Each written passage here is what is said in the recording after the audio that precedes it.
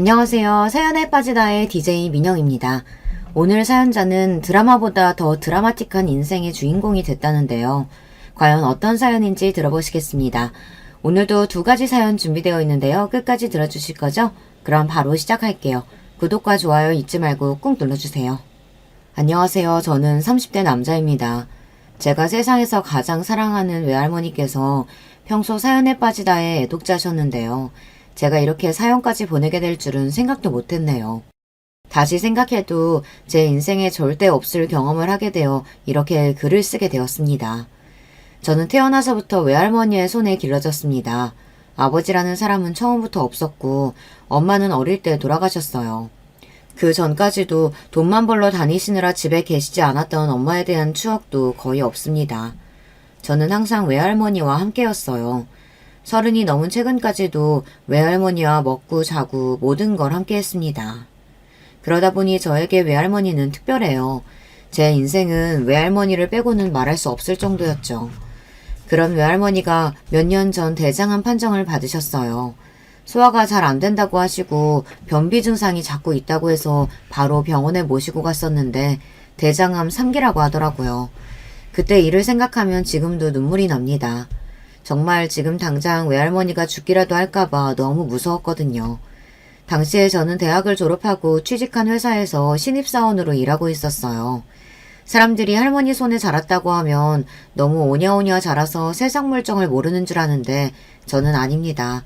외할머니께서 워낙 엄하게 키우셨어요. 부모 없는 티 절대 내면 안 된다고 누구보다 바르고 성실하게 키우셨습니다. 거기다가 공부도 게을리하지 않게 하셨어요. 없는 살림에 학원까지 보내주시면서 무조건 서울에 있는 대학에 가야 한다고 귀에 못이 박히게 이야기했습니다. 네 엄마랑 삼촌은 내가 그렇게 뒷바라지를 해줘도 공부도 못해서 대학도 못 갔는데 우리 손주는 하나를 가르쳐주면 열을 하니 무조건 4년제 갈 거야. 제 앞에서는 항상 엄하게 하셨어도 동네 사람들만 보면 외할머니는 그렇게 제 자랑을 하셨어요. 머리도 좋고 인물도 좋다고 크게 될 애라고요. 저는 그런 외할머니를 실망시키지 않기 위해 열심히 살았습니다. 외할머니 말대로 공부도 열심히 하고 친구들과도 잘 지냈어요. 저는 외할머니에게 속썩이는 자식이 되고 싶지 않았거든요. 아주 어릴 땐데도 제 기억 속에서 절대 사라지지 않는 기억이 있는데요. 엄마가 돌아가신 지 얼마 되지 않았을 때라 저도 매일 울기만 했을 때입니다. 외할머니는 매일 밤 엄마를 찾으며 우는 저를 품에 꼭 안고 잠드셨어요. 그러다 어느 날 제가 새벽에 잠에서 깼는데 옆에 외할머니가 없었어요. 저는 놀라서 바로 일어나 외할머니를 찾았습니다. 그런데 외할머니가 혼자 거실에 쪼그려 앉아 계셨어요. 불도 켜지 않은 상태로 말이죠. 그러고는 혼자 작은 소리로 넋두리를 하고 계셨습니다.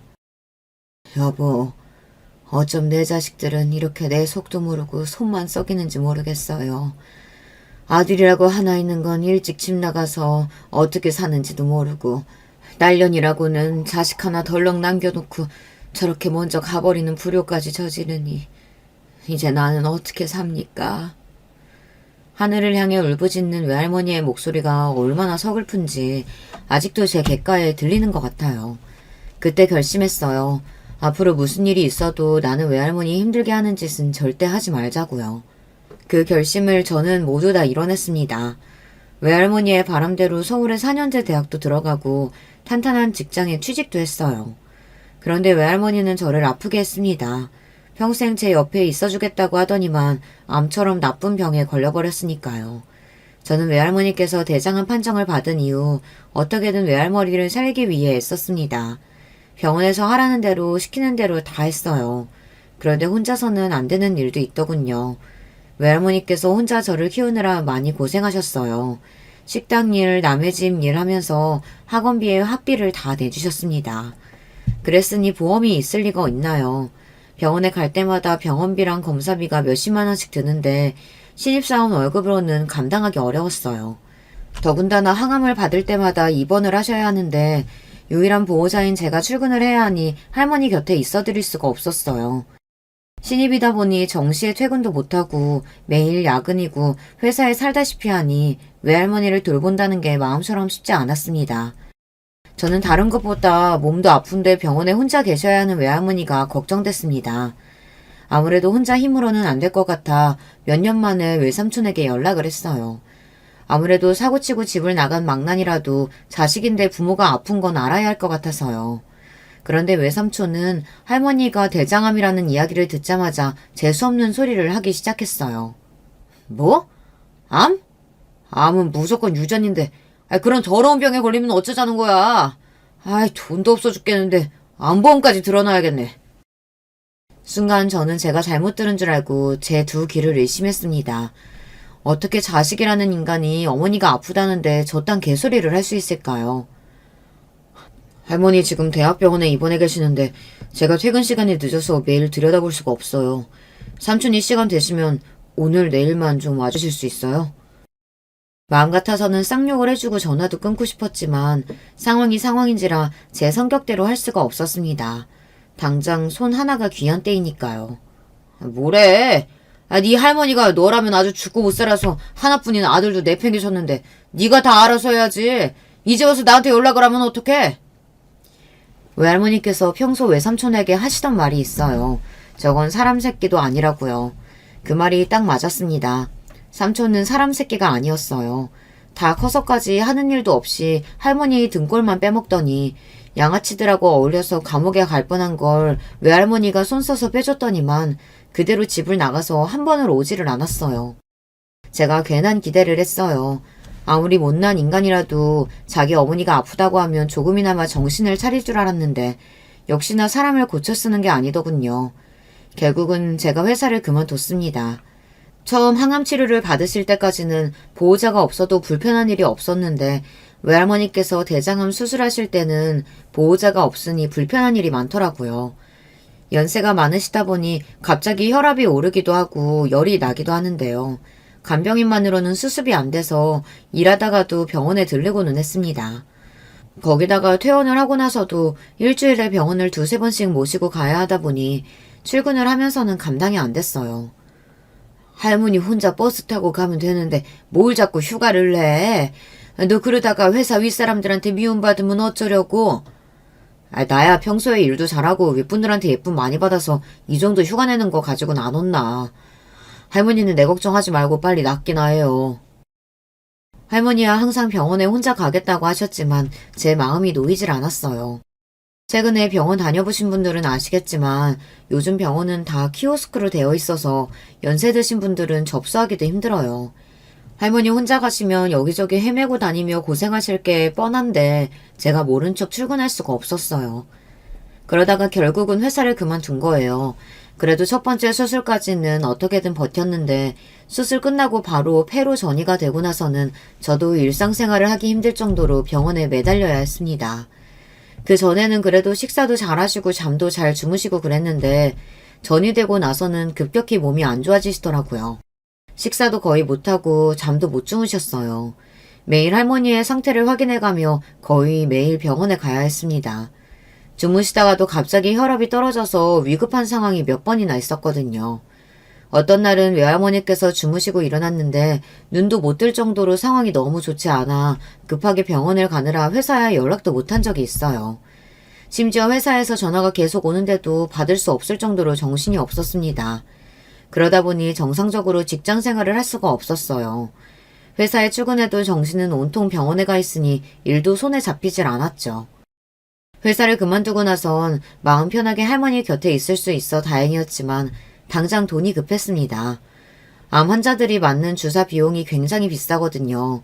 저는 할머니를 돌보면서 할 수 있는 일이 없을까 싶어 일을 찾아다녔습니다.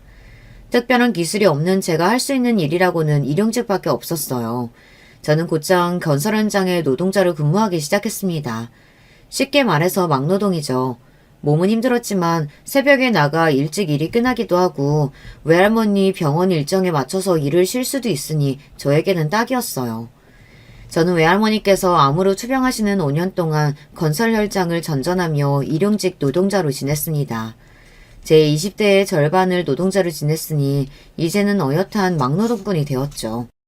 처음엔 멀끔한 양복이 아닌 허름한 운동복을 입고 출근한다는 게 창피하고 적응이 안 되기도 했지만 5년 가까이 하다 보니 이제는 셔츠나 정장이 훨씬 더 불편하더군요. 그래도 막노동도 기술이라고 5년 정도 하다 보니 노하우가 생겨 일당도 많이 올랐어요.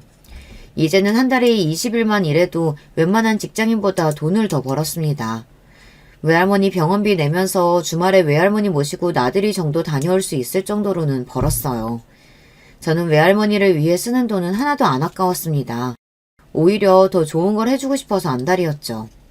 한 번은 외할머니 생신이라 백화점에 모시고 간 적이 있어요. 곧 겨울이 다가와서 외할머니에게 좋은 패딩 하나 사주고 싶어서요. 그런데 할머니는 안 사겠다고 백화점에 가서도 옷도 제대로 입어보지를 못했습니다. 아이고, 무슨 놈의 잠바 하나가 100만 원이 넘어. 조금 있으면 죽을 노인네한테 이런 거 사주지 말고 우리 손주 좋은 거 사 입어. 할머니는 필요 없어. 죽기는 누가 죽는다 그래. 할머니는 평생 나랑 살 거니까 그런 소리 좀 하지 마요. 징그러운 소리 하고 있네. 내가 몇 살인데 평생 너랑 같이 살아. 너도 빨리 좋은 색신 만나서 장가 가야지. 외할머니는 항상 당신보다 제가 행복하길 바라셨습니다. 어릴 때부터 평생 제 걱정만 하고 사시더니만 아픈 와중에도 제가 혹여나 외할머니 때문에 힘들까봐 걱정하셨어요. 할머니가 평생 나한테 해준 게 얼만데 이런 거 100개 사줘도 하나도 안 아까워. 그러니까 빨리 색만 좀 골라봐. 우리 미자 씨는 역시 꽃분홍색이 잘 어울리나? 병원비도 많이 나왔을 텐데 미안해 죽겠네. 이런 걸 뭐하러 사? 아유, 늙으면 죽어야지. 내가 우리 손주 고생만 시켜서 큰일이다, 큰일이야. 나는 할머니 고칠 수만 있다면 돈은 하나도 안 아까워. 그러니까 괜히 나 돈 쓰는 거 아까워서 아픈 거 참으면 안 돼. 평생 같이 살아서 그런지 외할머니는 저에게는 없어서는 안 될 존재였어요. 서로 눈만 봐도 무슨 생각을 하는지 어디가 아픈지 알 수 있을 정도였죠. 그런데 그런 우리 사이를 항상 방해하는 방해꾼이 하나 있었습니다. 바로 외삼촌이에요. 잊을만 하면 나타나서 사람 속을 뒤집는데 도 같은 인간입니다. 어느 날이었어요. 외할머니께서 아프기 시작하고 이미 2, 3년이 지났을 때였는데 뜬금없이 집에 찾아왔어요. 외삼촌에게는 연락도 안 하고 이사를 했는데 어떻게 알고 집에 찾아왔더라고요. 그런데 갑자기 찾아와서 하는 행동이 기가 막혔습니다. 아이, 우리 엄마. 평생 자식들 때문에 속만 썩이고 살더니만 이제 좀 손주 덕 좀 보고 사나 했더니 몸뚱이가 망가졌으니 이게 다 무슨 일이야. 저는 외할머니가 돌아가시기라도 한 줄 알았어요. 외할머니 손까지 붙잡으며 통곡을 하더라고요. 무슨 초상났어요?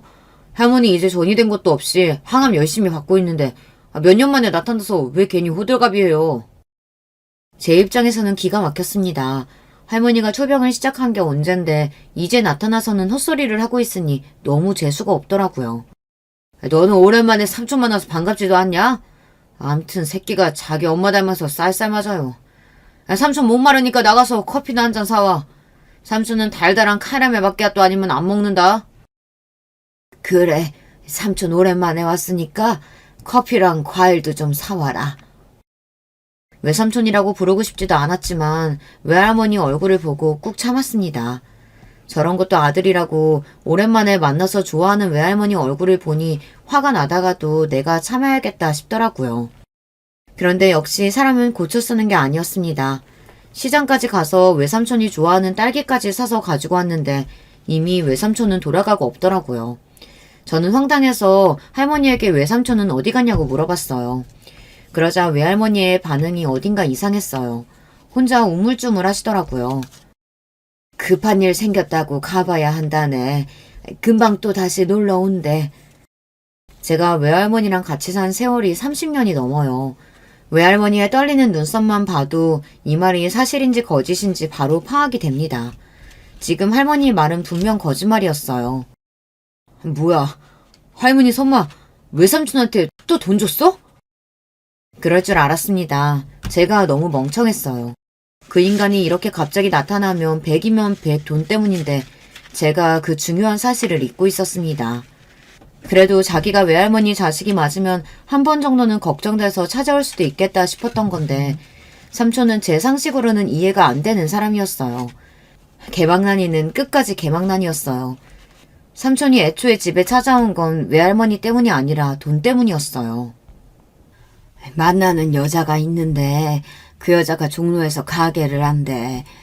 요즘 그 여자 가게에서 성실하게 일하고 있는데 가게 주인이 보증금을 좀 올려달라고 했나 봐. 그래도 자기가 남잔데 보증금이라도 좀 내야 동업하는 느낌이 나지 않겠냐고 그러는데 어떻게 그 돈을 안 줘? 앞으로는 그 여자랑 착실하게 살아본다는데.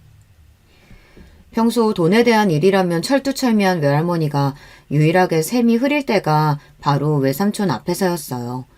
사기꾼 같은 외삼촌이 앞에서 조금만 입을 털면 그 지갑에서 항상 돈이 나옵니다. 지금까지 살면서 외삼촌 때문에 외할머니가 날린 돈만 수천만 원이에요. 그런 모습을 볼 때마다 저는 답답해서 외할머니에게 삼촌에게 돈을 주지 말라고 신신당부했습니다. 그렇게 말을 했는데도 외할머니는 제 말을 안 들어요. 같은 수법에 매일 똑같이 당했습니다. 그날만큼은 저도 좋게 넘어갈 수 없었습니다. 지금 우리 집 사정이 그렇게 아무한테나 돈을 펑펑 줄 수 있는 형편이 아니에요. 더군다나 본인은 패딩 하나 못 사고 벌벌 떨면서 쓰레기 같은 자식놈도 자식이라고 몇 년 만에 불쑥 나타나는데도 보기만 해도 좋다고 돈까지 주는 모습이 이해가 안 됐습니다.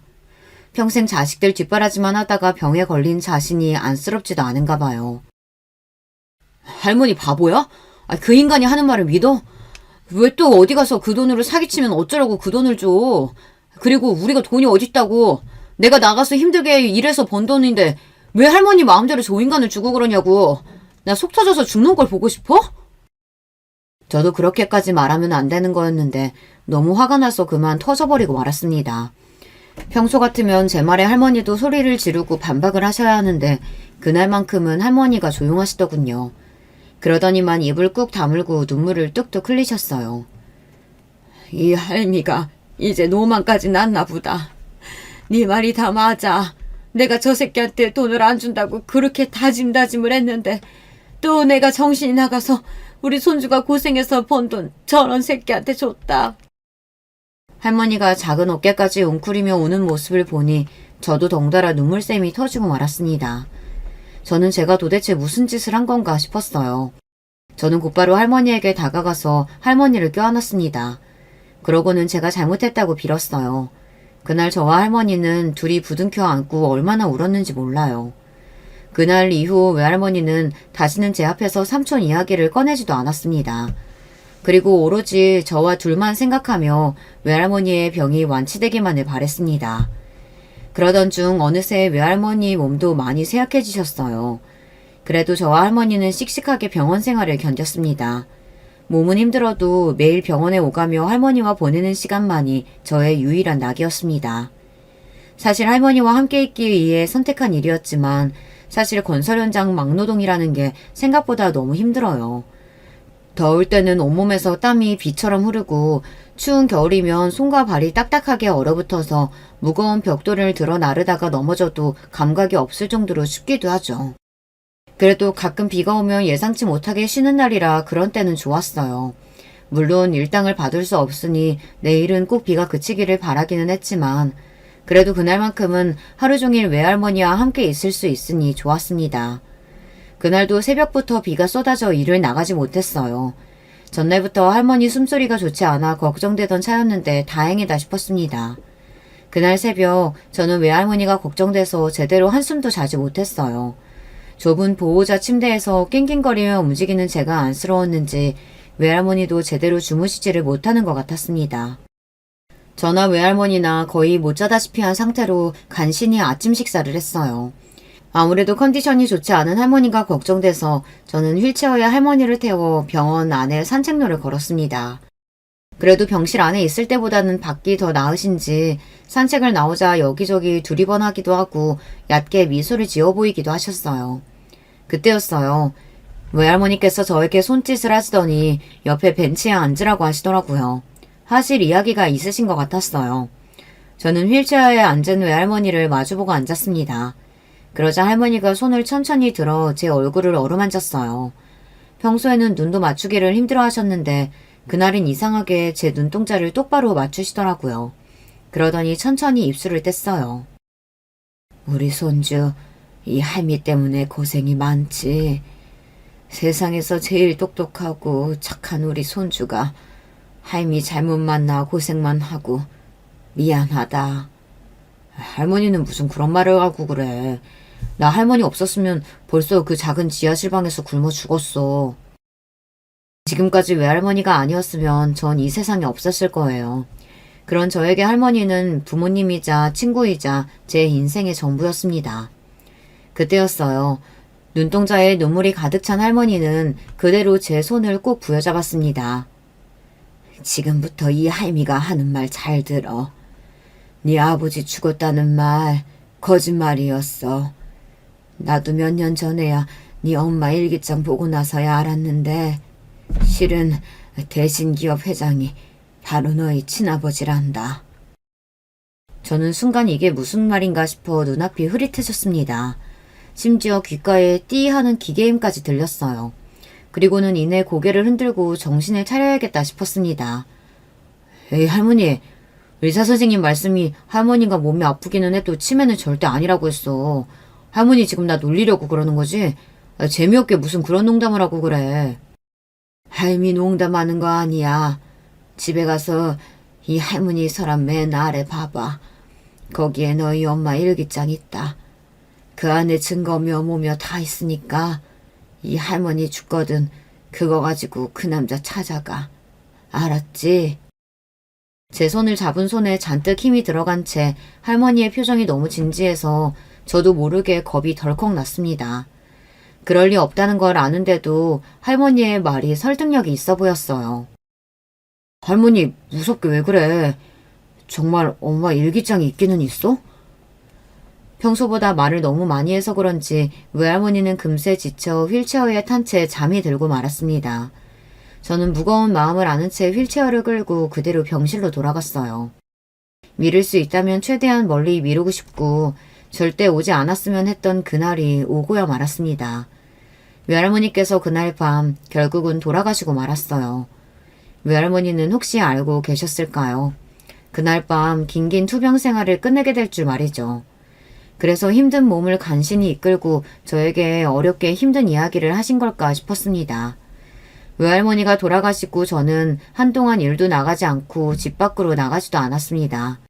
평생 함께 산 사람이 한순간에 사라져버렸는데 저에게는 너무도 견디기 힘든 일이었거든요. 그러던 중 생각지도 못한 일이 생겼습니다. 지난 10년간 연락 한 번 없었던 외삼촌이 갑자기 찾아오셨어요. 혹시나 하는 마음에 외할머니께서 돌아가셨다는 메시지를 외삼촌 연락처로 보내기는 했습니다. 그런데도 장례 때 코빼기도 안 보이길래 연락처가 바뀌었나 보다 했는데 뜬금없이 찾아온 걸 보니 제 메시지를 받기는 했나 보더라고요. 그런데 외삼촌이라는 인간은 아무래도 인간이기를 포기한 사람 같았어요. 자기 어머니가 돌아가신 상황에서 10년 만에 집에 오자마자 한다는 말이 어이가 없었습니다. 너는 왜 아직도 안 나가고 여기 있어? 이 집 부동산에 내놨으니까 그런 줄 알고 이번 주 내로 나가. 순간 저는 너무 기가 막히고 어이가 없어서 웃음이 다 나왔습니다. 지금까지 평생 남보다 못한 사이로 살 때는 언제고 외할머니가 돌아가셨다는 말에 이제와 이 오래된 집이 욕심이 났나 봐요. 저는 순간 너무 화가 나서 참을 수가 없었습니다. 학창시절에 외삼촌이 아무리 개망나니처럼 굴었어도 제가 참았던 건 절대 예뻐서 그런 게 아니에요. 외할머니 곁에는 제가 있으니 외삼촌 따위야 필요 없어서 그냥 둔 거랍니다. 그런데 더는 아니에요. 이제 할머니도 안 계시니 저런 인간은 상종하고 싶지도 않았습니다. 이 집이랑 당신이 무슨 상관이 있다고 걸리니 어쩌니 하면서 떠들어. 이 집은 나랑 할머니랑 평생 벌어서 산 우리 집이야. 당신한테 10원 한 푼도 내어줄 생각 없으니까 당장 이 집에서 꺼져. 외할머니를 생각하면 절로 눈물이 나는 게 외할머니 인생이 너무 슬퍼요. 외할머니는 살아생전 자식들 덕이라고는 본 적이 없는 분이에요. 가진 걸 다 뺏기면 뺏기면서 살았죠. 외할아버지께서 일찍이 돌아가시면서 남기신 거라고는 다 낡아빠진 집 한 채였어요.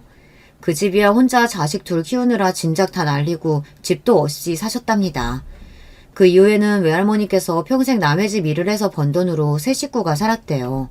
나중에는 있는 돈이란 돈은 성인이 된 외삼촌이랑 엄마에게 다 줘서 내보내고 외할머니 혼자 사시면서도 악착같이 돈을 모아 전셋집을 구해 제가 생길 때까지 혼자 사셨습니다.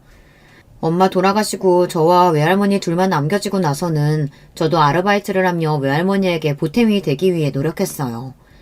대학 졸업하고 취직해서 몇 년 동안 모은 돈은 일절 안 쓰고 모두 모아 다 할머니에게 몽땅 다 가져다 드렸습니다. 외할머니에게 갖다 드리는 돈이 아까웠던 적은 평생에 단 한 번도 없었어요. 그만큼 외할머니도 저를 위해 사셨으니까요. 지금의 이 집이 그렇게 둘이 열심히 일해서 모아서 산 우리 집이었습니다. 방 2개에 화장실 하나짜리 작은 집이었지만 저와 할머니에게는 그 어떤 집보다 대단하고 아늑한 공간이었어요. 그런데 외삼촌이라는 인간이 우리에게 그런 집을 빼앗아 가려고 하니 끓어오르는 분노를 참을 수가 없었습니다. 외할머니가 대장암으로 투병한 게 벌써 5년이 넘었습니다.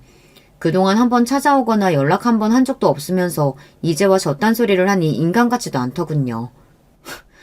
그래봤자 너는 손자야. 우리 엄마 아들은 나가라고.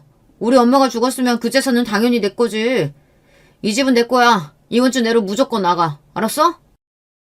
외삼촌이라는 인간은 막무가내로 소리를 질러대더니만 문을 박차고 나가버렸습니다. 그 순간 저는 잊고 있던 분노가 단번에 끌어올랐어요. 외할머니를 간호하는 동안 외할머니의 건강만을 생각하느라 나쁜 생각은 하나도 하지 않았었는데 외삼촌을 만난 순간 잊고 있었던 지난날의 악몽과 절망감이 한꺼번에 몰려왔습니다. 그제서야 저는 정신이 번쩍 들었어요. 저는 바로 부동산에 전화부터 했습니다. 외삼촌이 멋대로 부동산에 집을 내놨다는 게 생각이 나서요. 부동산에 전화해서 저는 집을 내놓을 생각이 없다고 말했습니다. 그런데 부동산 아저씨가 하는 말이 기가 막혔어요. 조금 전에 그 집 할머니 아들이 왔다 갔는데 어머니 돌아가셨다고 집 무조건 내놓다고 하던데. 자기가 집주인이라고요. 제가 할머니 모시고 살던 손자예요. 이 집은 제가 증여받기로 했으니까 팔 생각 없어요. 그러니까 다음번에 삼촌이 가서 집 내놓겠다고 이상한 소리 해도 절대 들은 척 하지도 마세요. 제가 제 입으로 이런 소리까지 해야 한다는 게 화가 났지만 이제는 제가 더 강해져야 했습니다. 저의 영원한 보호자였던 외할머니가 이제 제 곁에 없으니까요. 제가 스스로 저를 지켜야 했습니다. 저는 더 이상 바보처럼 집구석에 처박혀 있으면 안 되겠다 싶었습니다. 저는 그 길로 바로 집 정리부터 했어요. 할머니 짐을 다 꺼내서 버렸습니다. 하나하나 저와 할머니의 추억이 깃들지 않은 물건이 없어서 저는 짐 정리를 하는 내내 눈물을 펑펑 쏟으며 정리를 했어요. 그러던 중 생각지도 못했던 일이 있었습니다. 할머니가 말했던 대로 서랍장 맨 아래 처음 보는 수첩이 하나 있었어요. 한눈에 봐도 오래되어 보이는 수첩이었습니다. 그 수첩을 본 순간 저는 심장이 빠르게 뛰기 시작했어요. 이게 바로 외할머니께서 말씀하신 엄마의 일기장이라는 걸 보자마자 알 수 있었거든요. 저는 그 자리에 앉아 단숨에 엄마의 일기장을 모두 다 읽었습니다. 엄마의 일기장 안에는 충격적인 내용이 담겨 있었어요. 그 안에는 엄마가 아버지라는 사람을 만나 어떻게 연애를 했는지, 어떻게 저를 가지게 됐는지 적혀 있었어요. 그리고 가장 쇼킹했던 건 제 아버지의 정체였습니다. 할머니가 말한 대로 현재 대신기업 회장이 맞았어요. 저를 낳기 전 엄마와 아버지가 처음 만났을 때 아버지라는 사람은 흔히 말하는 재벌 2세였더라고요. 부모만 믿고 하는 거 없이 놀다 부산 해운대에서 두 분이 처음 만나게 됐답니다. 친구들과 해수욕장에서 놀고 있는 엄마를 보고 첫눈에 반한 아버지가 말을 건 덕분에 인연이 됐대요. 그날 아버지는 엄마에게 비싼 외제차도 태워주고 부산에서 제일 고급 식당에도 데려갔답니다. 그때까지도 엄마는 아버지가 재벌일 거라고는 상상도 못했대요. 엄마의 표현을 말하자면 아버지가 그냥 허세 부리기 좋아하는 동네 양아치인 줄 알았답니다. 그렇게 부산에서 헤어진 뒤에도 엄마를 잊지 못한 아버지는 엄마가 일하는 직장까지 찾아와서 구애를 했대요. 10번 찍어 안 넘어가는 나무 없다고. 결국은 아버지에게 넘어간 엄마는 아버지와 몇 개월 연애를 했는데요. 아버지께서 이미 집안에서 정한 여자와 약혼했다는 사실을 뒤늦게 알게 돼 심하게 다투고 헤어졌답니다. 그 이후에도 아버지는 계속해서 어머니를 찾아왔지만 어머니는 받아주지 않았대요. 내가 약혼을 하든 결혼을 하든 그건 내 마음이랑 다 별개야. 내가 제일 사랑하는 사람은 오직 당신뿐이라고. 그딴 입에 발린 소리 이제 나한텐 안 먹혀요. 결국은 결혼은 부잣집 여자랑 하고 연애는 나랑 하겠다는 개소리잖아요. 80년대 드라마에나 나올 법한 막장 이별을 한 어머니는 그때의 충격으로 직장까지 그만두고 그대로 외할머니 집으로 내려왔답니다. 그런데 하필이면 그 타이밍에 말도 안 되는 일이 벌어진 거예요. 엄마가 임신한 사실을 뒤늦게 알게 된 겁니다. 엄마는 아버지도 없는 아이를 낳는다는 게 무서워서 다른 생각도 했었지만 외할머니의 만류에 결국은 저를 낳기로 하셨더라고요. 아이고, 어째 닮을 게 없어서 젊어서 과부된 엄마 팔자를 닮았냐. 그래도 하나보단 둘이 낫지. 아버지는 없어도 엄마랑 할머니 있으니 우리 손주는 씩씩하게 클 거야. 외할머니의 씩씩함은 그때도 똑같았더라고요. 그 시대에 딸 가진 엄마라면 딸이 남편도 없이 혼자 애 키우겠다고 하면 미쳤다고 반대할 게 뻔한 일인데 우리 외할머니는 본인이 다 알아서 키워줄 테니 겁먹을 거 하나 없다고 하셨대요. 그 다음 장부터는 일기는 없고 제 어릴 적 사진이 붙어 있었어요. 익숙한 제 사진이 붙어있는 일기장을 계속 넘기다 보니 무언가 바닥으로 떨어졌습니다. 그건 바로 엄마가 어떤 남자와 함께 찍은 사진이었어요. 그리고 사진 뒷장엔 엄마의 메모가 적혀 있었습니다. 우리 진호 아빠. 엄마는 항상 제 앞에서 아버지가 일찍 죽어 사진이 한 장도 없다고 우겼어요. 그래놓고 이런 걸 숨겨두고 있었더라고요. 그래도 제가 평생 아버지가 누군지도 모르고 살게 하고 싶지는 않으셨나 봐요. 정확하게 제 아버지가 누구인지 사진에 적어두셨으니까요. 저는 사진에서 눈을 뗄 수가 없었습니다. 너무 신기해서요. 사실 저는 엄마나 외할머니를 닮지 않았어요. 저는 키도 크고 피부도 까무잡잡한데 엄마나 외할머니는 체격도 작고 피부도 하얀 편이었거든요. 항상 나는 누구를 닮아서 이렇게 덩치가 크고 피부가 외국인처럼 까만가 했더니 아버지를 닮은 거였어요. 사진 속 아버지의 젊은 시절 얼굴은 지금의 제 얼굴과 똑같았습니다. 한참 동안 사진을 보다 보니 저는 가만히 있을 수 없었어요. 외삼촌 앞에서는 애써 당당하게 굴었지만 사실 저는 외삼촌이 다녀간 이후에 어떻게 하면 이 집을 지킬 수 있을까 고민하고 있었어요. 사실 외삼촌이 소송이라도 하게 된다면 제가 불리해질 수도 있으니까요.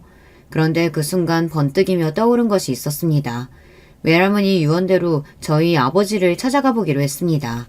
사실 제 친아버지라고 해도 이미 가족이 있는 상태일 테니 저를 모르는 척 문전박대 하실 수도 있습니다. 하지만 저에게는 뭐든지 믿져야 본전이었어요. 지금 제 상황에서 비빌 언덕은 오직 아버지뿐이었거든요. 저는 바로 다음날 엄마의 일기장을 들고 사진 속 아버지의 회사로 무작정 찾아갔습니다. 저도 무모하다는 거야 알지만 그럴 수밖에 없었어요. 제 손에는 아버지 사진 한 장 덜렁 있을 뿐 어디에 사는지도 연락처도 전혀 모르니까요. 처음 아버지의 회사로 찾아갔을 때 겁이 나기도 했습니다. 이 큰 회사의 대표인 사람이 정말 저를 낳아준 아버지가 맞나 믿기지 않아서요. 예상한 대로 연락처도 없이 무작정 회사를 찾아간다고 해서 회사 대표를 만날 수는 없었습니다. 저는 1층 데스크에서부터 막혀서 들어갈 수가 없었습니다. 당연한 일이었죠. 이유도 없이 회사 대표를 만나러 왔다는데 어떤 직원들이 저를 들여보내주겠어요. 저는 터덜터덜 건물을 빠져나와 건물 앞에 가만히 주저앉아 있었습니다. 출근하기 위해 건물 안으로 바쁘게 들어가는 사람들을 보는데 마음 한켠이 욱신거렸습니다. 다들 바쁘게 사는데 나는 지금 여기서 뭘 하는 건가 싶어서요. 한창 바쁘게 일해야 할 나이인데 저는 아무런 의욕도 생기지 않았습니다. 유일한 가족이었던 외할머니마저 이제 안 계신데 제가 열심히 살아봐야 무슨 소용인가 싶었습니다. 저는 괜한 짓을 했구나 싶어 자리에서 일어났습니다. 그때였어요. 검은색 고급 세단이 건물 앞에 멈춰서자 건물 안에 있던 직원들이 일제히 밖으로 나와 하나같이 고개를 숙였습니다. 한 직원이 뒷좌석 문을 열며 대표님 오셨습니까? 라고 인사를 했어요. 저는 대표님이라는 소리에 놀라서 자리에서 벌떡 일어났습니다. 그러고는 무작정 검은 정장을 입은 사람들 무리 속으로 파고 들어가 대표님이라고 소리를 질렀습니다. 조용하던 찰나에 제 목소리가 울리자 뒷좌석에서 내린 중년의 남자가 저를 향해 몸을 돌렸어요. 그리고 저와 눈이 딱 마주쳤습니다. 그 순간 딱 3초, 그 짧은 시간 동안 남자는 저를 빤히 바라보았어요. 누구시죠? 대표님께 볼 일 없으시면 뒤로 물러나세요. 어느새 제 앞을 가로막고 선 직원들이 저더러 뒤로 물러나라고 했습니다. 앞에 있던 비서는 제 팔까지 잡았어요. 저는 뒤로 끌려가면서도 목청껏 소리를 질렀습니다. 대표님, 저 오영숙 씨 아들이에요. 오영숙 씨 아시죠? 저는 이 순간이 저에게 유일한 마지막 기회라고 생각하고 젖먹던 힘까지 쥐어짜 엄마의 이름을 불렀습니다. 그 순간 기적이 일어났어요. 저를 막아선 직원들 사이로 대표님이 나타났습니다. 그리고 비서에게 저를 데리고 사무실로 오라고 했어요. 잠시 후 저는 비서의 안내에 따라 건물 제2 꼭대기층으로 올라갔습니다. 그리고 대표실이라고 적힌 사무실 안으로 들어갔어요. 비서는 조금 전과는 전혀 달라진 태도로 저에게 꾸벅 인사를 하고는 사무실 밖으로 나갔습니다. 대표실 안에는 저와 대표, 아버지만이 남아있었어요. 그쪽이 영숙의 아들이라고?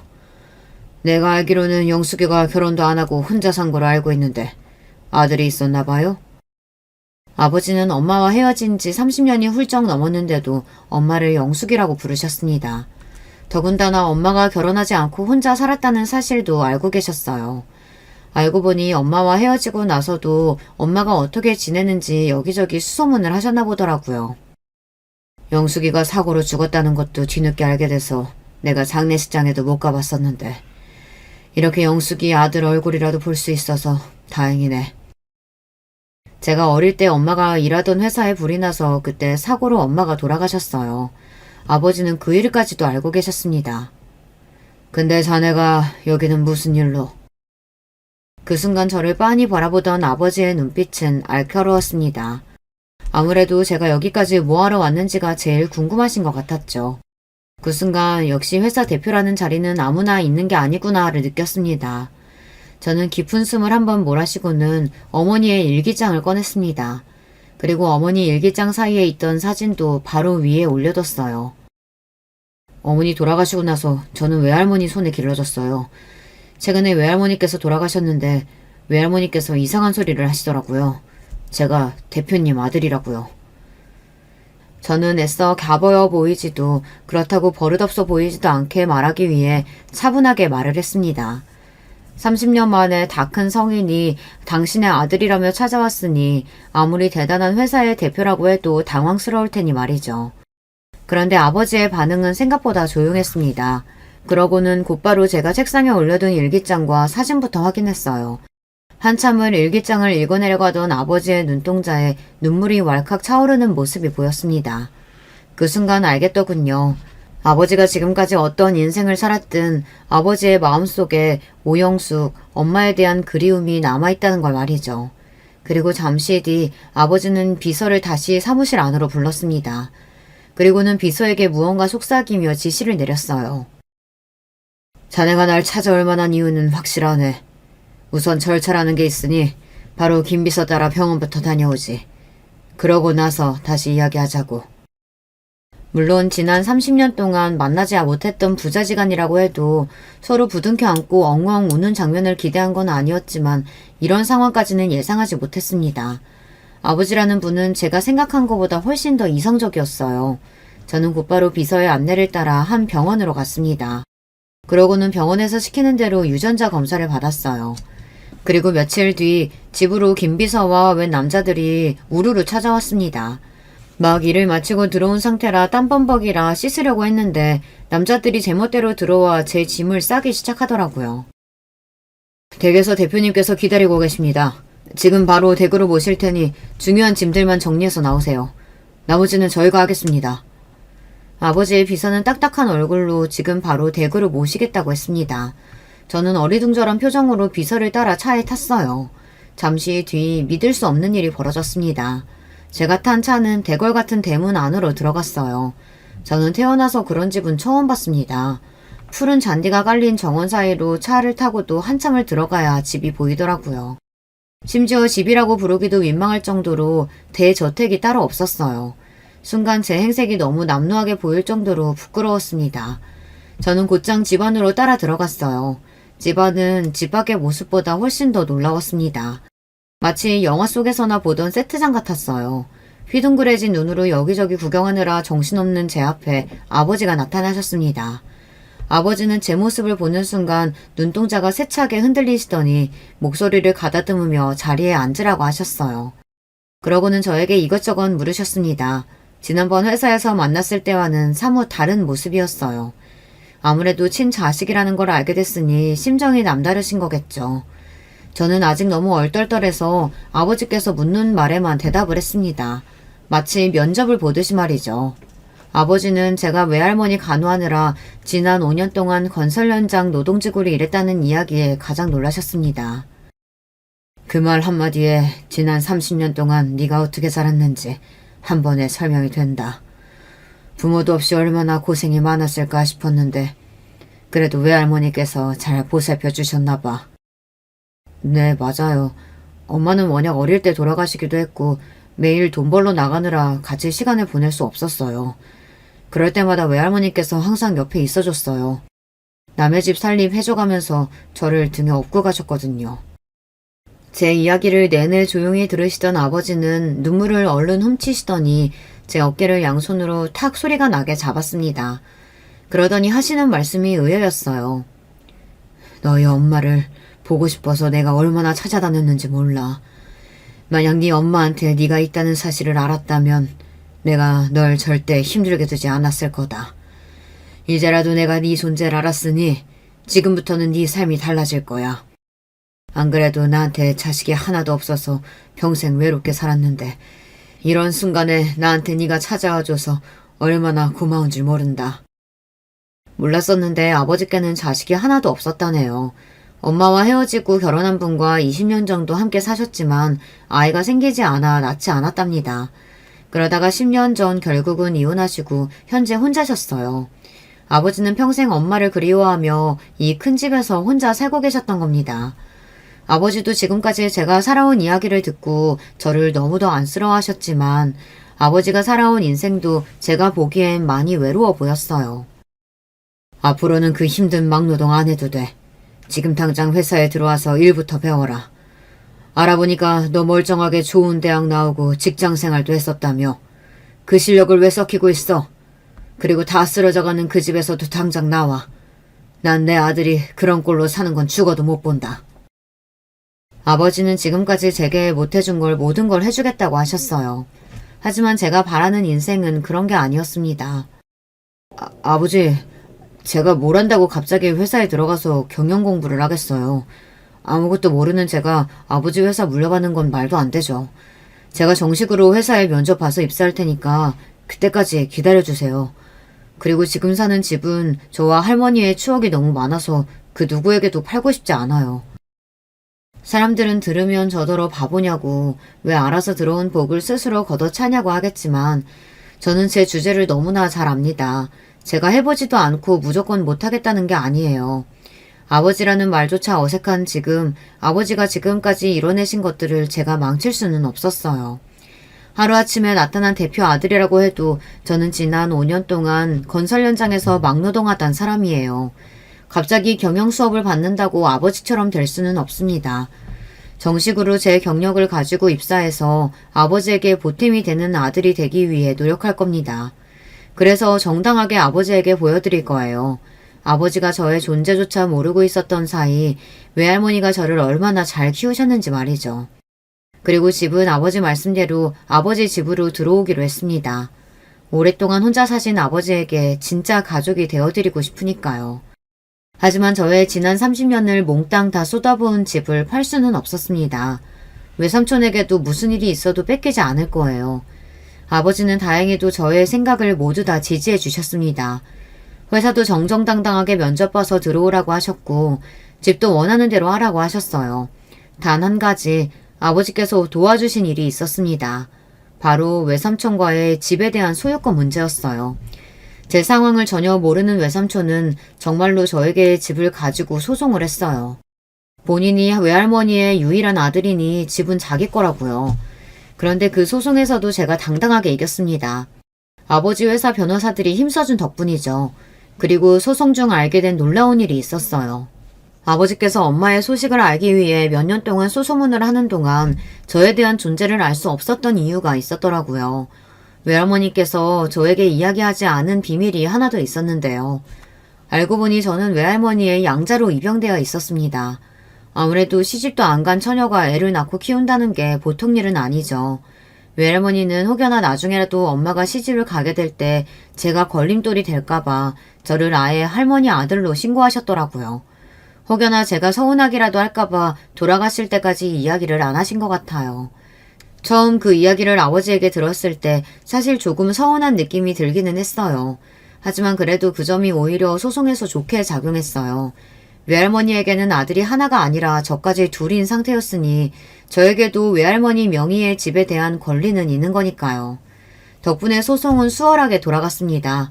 지난 시간 동안 제가 외할머니를 모시고 살며 간호하고 제가 벌어온 모든 비용이 외할머니에게 사용됐다는 증거가 너무도 명확하니까요. 그러다 보니 법원에서는 당연히 그 집은 제 것이라고 손을 들어줬습니다.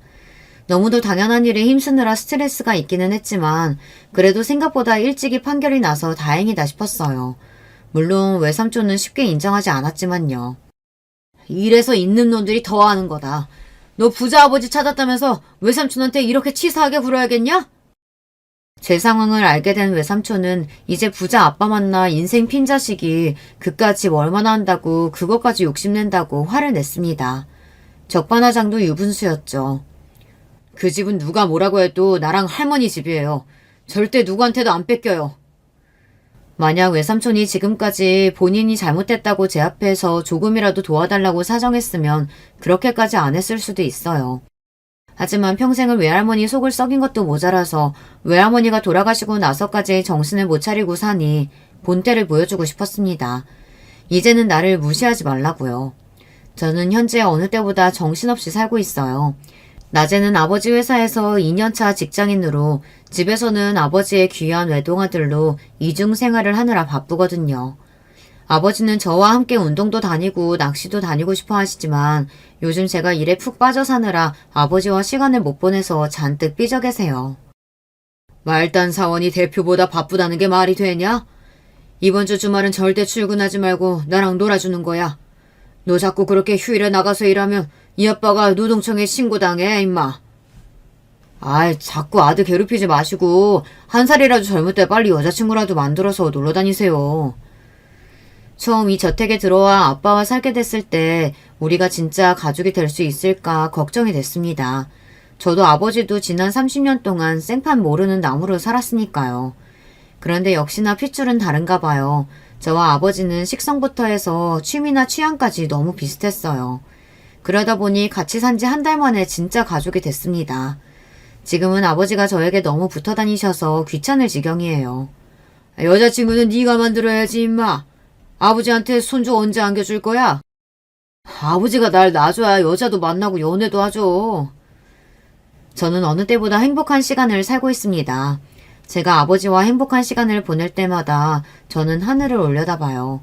그곳에서 엄마와 할머니도 흐뭇한 표정으로 저와 아버지를 지켜보고 계실 것 같아서요. 지금까지 저의 긴긴 인생 이야기 들어주셔서 감사합니다. 여러분께서도 저와 같은 행복한 기적이 일어나시길 깊게 바라겠습니다. 여러분, 두 번째 사연 시작하기 전에 좋아요, 구독 꼭 눌러주실 거죠? 그럼 두 번째 사연 바로 시작합니다. 안녕하세요. 저는 20대 후반 여성입니다. 이번에 제가 정말 놀라운 일을 겪게 되어 이렇게 사연을 보내봅니다. 저는 어렸을 때 바닷가 근처에서 살았습니다. 엄마와 아빠는 두 분 다 이 바닷가 마을에서 평생을 함께 놀고 지내며 자라셨어요. 그런데 제가 중학교 입학했을 무렵 아빠가 교통사고로 돌아가셨어요. 아빠는 밤낚시를 정말 좋아하셨는데요. 그날도 아빠는 집 근처 바닷가에 혼자 밤낚시를 다녀오시다가 집 앞 도로에서 음주운전으로 과속을 하던 차에 치여 돌아가셨어요. 바로 집 앞 도로에서 벌어진 일이라 엄청나게 큰 소리를 듣고 깬 엄마와 제가 불이 나게 밖으로 달려나갔던 일이 아직도 기억납니다. 엄마는 교통사고 난 사람이 아빠라는 걸 알고 그 자리에서 혼절하셨어요. 저는 충격에 빠진 엄마를 부둥켜 안고 그 자리에서 오열했습니다. 술이 거나하게 취해 있던 운전자는 경찰이 와도 정신을 못 차리더라고요. 정말 끔찍했던 기억이라 그때 이후 엄마랑 저는 큰 소리가 나면 가슴이 빨리 뛰고 식은땀이 나는 후유증이 생겼습니다. 아버지가 돌아가신 이후 전업주부였던 엄마는 하루아침에 생활전선에 뛰어드셨습니다. 중학생이던 저도 엄마를 돕기 위해 밤새도록 같이 부업으로 인형 눈을 붙이기도 했죠. 하지만 그것만으론 두 식구가 살 길이 막막했어요. 하루는 평소처럼 인형 눈을 붙이고 있는데 엄마가 제게 이렇게 물어보시더라고요.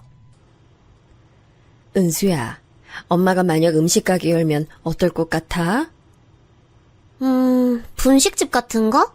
난 좋아. 내 친구 부모님도 분식집 하시거든. 분식집은 아니고 해장국 같은 거 파는 식당은? 해장국이면 엄마가 아빠한테 자주 만들어주던 거? 좋지. 엄마 해장국 진짜 잘하잖아. 사람들이 다 좋아할걸? 엄마 요리 완전 이거잖아, 이거. 저는 엄마의 질문에 양손 엄지를 치켜들었습니다. 엄마는 음식 솜씨가 정말 좋으셨거든요. 얼마나 좋았냐면 동네 아주머니들이 엄마만 보면 엄마만의 요리 비법 좀 알려달라고 조르고 집에 중요한 행사가 있을 때면 엄마에게 돈을 주고 요리 좀 해달라 부탁할 정도였습니다. 그 중에서도 엄마가 제일 잘하시는 요리는 해장국이었는데요. 엄마는 아빠가 밤낚시를 다녀오시거나 술 한잔 하신 다음 날에는 반드시 커다란 냄비 한가득 해장국을 끓여 놓으셨어요. 생전 입맛이 까다로워서 별명이 미식가였던 아빠도 엄마의 해장국을 드실 때만큼은 언제나 칭찬 일색이셨어요. 야, 시원하다 여보. 당신이 끓인 해장국은 당장 나가서 팔아도 손색 없을 정도야. 최고야 정말로. 저는 엄마가 인형 눈알 붙이기 같은 부업보다는 잘하시고 좋아하시는 일을 했으면 했거든요. 제가 좋다고 하자 엄마는 확실하게 마음을 정하셨는지 바로 식당 개업 준비를 했습니다. 우선 엄마와 저는 원래 살고 있던 집을 팔기로 했어요. 사실 아빠가 돌아가신 도로를 매일 바라보며 사는 건 너무 괴로운 일이었거든요. 그리고 집이 팔린 날 엄마의 지인이 살고 계신 지방으로 이사를 했습니다. 거기서 엄마는 지인의 소개로 근처 시장거리의 작은 가게를 싼 값에 얻었어요. 그렇게 엄마는 모아둔 돈과 아빠가 돌아가시고 나온 조금의 보험금을 합쳐 국밥집을 개업했습니다. 국밥집 준비에 거의 모든 돈을 쏟아붓고 나니 반지하집 한 칸 구할 돈밖에 안 남았더라고요. 그래서 엄마와 저는 국밥집에 사활을 걸 수밖에 없었어요. 저는 매일 학교를 마치면 집에 가는 게 아니라 가게로 가서 엄마 일손을 도왔습니다. 제가 학교에서 공부하는 동안은 엄마 홀로 주문받고 요리까지 하면서 힘겹게 일했습니다. 하지만 하루도 쉴 틈이 없었어요. 이 국밥집이 망하면 우리 모녀는 길거리에 나앉는 것 말곤 방법이 없었거든요. 다행히 엄마의 음식 솜씨 덕분에 국밥집은 입소문을 타고 점차 잘 되기 시작했습니다. 좁은 가게터에 사람들이 차례를 기다리며 줄 서는 일까지 있었어요. 동네 사람들은 물론 다른 지역에서 온 사람들까지 엄마가 하시던 국밥집에 드나들었죠. 정말 많은 손님이 엄마의 국밥을 맛보시고 단골이 됐어요. 하지만 좋은 손님만 있던 건 아니었어요. 가게에 자주 방문해 주시는 손님 중엔 질 나쁜 사람도 많았죠. 엄마가 처음에 시장 근처에 국밥집 열었을 때 주변 상인들부터 근처 동네 사람들까지 엄마에게 여러모로 관심이 많았습니다. 엄마는 나이에 비해 동안이셨는데요. 그래서인지 주변 사람들이 보기엔 미혼 여자가 혼자 음식점 하는 것처럼 보였나 봐요. 그런데 국밥집 일을 돕던 제가 옆에서 엄마라고 부르니 대충 그 모습을 보고 유부녀라 생각이 바뀌었나 봐요. 그때부터 주변에서 질문 세례가 쏟아지기 시작했어요. 아유, 결혼했구나. 난 너무 젊어 보여서 처녀인 줄 알았지 뭐야. 그럼 남편은 뭐하고 살아? 같이 식당 일 하는 건 아닌 것 같은데, 응? 시장 근처 식당에선 대부분 부부끼리 음식점을 운영하고 있었어요. 그래서 주변 사람들도 엄마가 운영하는 국밥집이 부부가 공동으로 운영하는 식당이라고 생각한 거죠. 그래서 호기심 많은 몇 분들이 자주 남 사장님은 어디 계시냐 물어봤는데 그때마다 엄마는 항상 대답하지 않고 얼버무리셨거든요. 그 때문에 소문 좋아하는 아줌마들 레이더에 엄마가 딱 걸린 거죠. 딸은 학생이던데 혹시 미혼모야? 아니면 이혼? 그런 거 아니에요. 우리 은수가 아빠 없이 큰 애처럼 보이세요? 아이고, 혹시 기분 나빴어? 아유, 미안해. 그냥 어떤 남편이 이렇게 예쁜 아내 보고 혼자 식당 일 하게 하나 해서 그랬지. 그래서 남편은 뭐 하는데? 우리 사이에 그 정도는 알려줄 수 있는 거 아니야? 엄마 사정이 퍽 궁금했던 아줌마들은 엄마가 아무리 밀어내도 몇 번이고 떼거리로 몰려와 엄마에게 궁금한 것들을 꼬치꼬치 캐물었어요. 결국 엄마는 아줌마들의 질문 세례를 견디지 못하고 아버지와 사별한 이야기를 꺼내고 말았죠. 그리고 그게 아줌마들의 입을 타고 넘어가 주변 상가 사람들은 물론 웬만한 사람들까지 엄마가 사별한 것에 대해 다 알게 됐습니다. 그 후 이상하게 몇몇 사람들이 꼭 엄마의 일에 한마디씩 말을 얹으며 엄마의 아픈 부분을 건드리기 시작하더라고요. 엄마는 그런 일들에 무척 화가 나셨지만 제가 아직 나이가 어려 그런 일들을 그냥 참고 넘기셨습니다. 그러던 어느 날 식당에 방문한 남자 손님 한 분이 엄마께 주기적으로 진상을 부리기 시작했습니다. 저는 학교에서 다녀온 이후 항상 엄마를 도와 가게에서 일했는데요. 그러면서 꽤 많은 진상 손님을 만났었거든요. 그런데 그 남자 손님은 진상 중에서도 제일 가는 진상이었어요. 어이, 아줌마. 아줌마 남편 교통사고로 죽었다며? 네. 그런데 왜 그러세요? 남편 죽은 지 오래됐으면 외롭겠다 싶어 그랬지. 이 진상 손님은 국밥집에 거의 매일 오다시피 하던 단골이었지만 행실이 좋지 않았어요. 단체 손님을 몰고 올 때가 많았지만 사람은 끼리끼리 모인다고 그 진상 손님이 데려온 사람들도 전부 다 성미가 좋지 않았습니다. 엄마 가게는 국밥집이다 보니 당연히 술도 팔았는데 그 무례한 손님을 포함해 같이 온 일행들은 술만 마시면 술주정은 기본이고 주방에서 일하는 엄마에게 무작정 서비스를 달라며 온갖 고집을 부리고 난리를 쳤습니다. 엄마는 국밥집이 동네 장사다 보니 사람들에게 안 좋은 이야기로 소문나면 닫아야 할지도 모른다고 생각하셨대요. 그래서 엄마는 그 진상 손님을 매몰차게 거절하지 못하셨어요. 어쩔 수 없이 진상 손님에게 술이나 음식을 서비스로 줬습니다. 하지만 그 손님은 서비스로 술을 괴짝만큼 달라거나 인기 메뉴를 공짜로 달라고 했습니다. 그래서 그 진상 손님이 아무리 손님을 많이 데려와도 받는 음식값보다 서비스로 나가는 금액이 더 많아 손해보기 일쑤였죠. 게다가 이 손님은 서비스로 술을 주지 않거나 자신이 달라는 메뉴가 아닌 다른 음식을 주면 그대로 그릇을 식당 바닥에 던지고 엄마에게 소리를 질렀어요. 아니, 내가 이 가게에서 국밥을 얼마나 많이 팔아줬는데 고작 이따위 서비스를 내놔? 지금 단골인 날 무시하는 거야? 왜 이러세요, 손님? 제가 손님을 무시했다니요. 제가 언제 그랬다고 이러세요. 이게 무시가 아니면 뭐야? 이딴 풀쪼가리 반찬 따위를 서비스랍시고 내오는 게 무시지? 엄마는 가게에 그 진상 손님이 오면 아무리 바빠도 저를 가게에 딸린 작은 방에 밀어넣고 절대 나오지 못하게 했어요. 그래서 저는 그 진상 손님이 지르는 고함이나 그릇이 깨지는 소리를 듣고 있을 수밖에 없었죠. 하지만 저도 매번 참고만 있을 순 없었어요. 어느 날 저는 더는 참고만 있을 수 없을 정도로 화가 나서 그 진상 손님의 모습을 몰래 핸드폰으로 녹화했습니다. 그리고 엄마한테 말했죠. 엄마, 저 사람 그냥 경찰에 신고하면 안 돼? 아무리 손님이어도 저건 정도가 지나치잖아. 나 영상도 찍었어. 신고만 하면 돼. 아니야. 엄마가 조금만 참으면 돼. 가게 일은 엄마가 알아서 할 테니까 넌 신경 쓰지 마. 그리고 손님 함부로 신고하는 거 아니야. 손님을 신고한 가게에 어떤 사람이 오고 싶어 하겠어. 엄마는 속상함이 가득한 얼굴로 제 말에 고개를 내저었습니다. 시장 근처의 좁은 가게터라서 신고 한번 잘못하면 망할 수밖에 없는 구조라고 말씀하시며 엄마는 그 남자의 행패를 내내 참으셨죠. 저는 너무 속상했습니다. 그래서 하다못해 가게 안에 CCTV라도 설치해 놓자고 우겼죠. 엄마도 혹시 모른다는 생각에 CCTV 설치만큼은 동의하셨어요. 그러다 한동안 일이 바빴는지 그 진상 손님의 방문이 뜸해졌습니다. 이전엔 일주일에 서너 번은 와서 진상을 부려댄 탓에 거의 매일 힘들었어요. 하지만 달에 한 번쯤 찾아오는 것으로 방문 횟수가 줄어든 덕에 엄마랑 저는 간신히 진상짓을 견딜 수 있었습니다. 그렇지만 어느 날 엄마도 더 이상 참을 수 없는 큰일이 생겼습니다. 그 일은 가게 마감 시간이 거의 다 된 때에 일어났어요. 그때 저는 대학생이었는데요. 그날 강의를 다 듣고 오후 늦게쯤부터 가게 일을 돕던 게 똑똑히 기억납니다. 그런데 마감 시간이 진짜 얼마 안 남아 가게 정리를 하고 있던 때에 그 진상 손님이 자기 친구들 대여섯 명을 이끌고 같이 가게로 들어온 거예요. 어서 오세요. 편하신 자리에 앉으세요. 저 근데 저희가 마감 시간이 얼마 남지 않았어요. 괜찮으시겠어요? 아이, 당연히 괜찮지. 내가 여기 한두 번 오나? 참, 얼른 국밥이나 줘요. 인원수 딱 맞게. 그런데 아무리 마감 시간이 지나도 진상 손님은 나갈 생각을 안 했고 오히려 술 좀 더 마시겠다면서 술 냉장고에 있던 술병을 멋대로 꺼내가서 마시는 겁니다. 엄마와 저는 조금만 참으면 나가겠지 싶어서 그 진상 손님들이 먹고 마신 걸 철저하게 적어놓으며 그들이 식사를 마무리할 때까지 기다렸죠. 하지만 마감 시간에서 1시간이 더 지나도 그 사람들이 일어날 생각을 하질 않는 겁니다. 은수야, 너 내일 아침부터 수업 있다고 하지 않았어?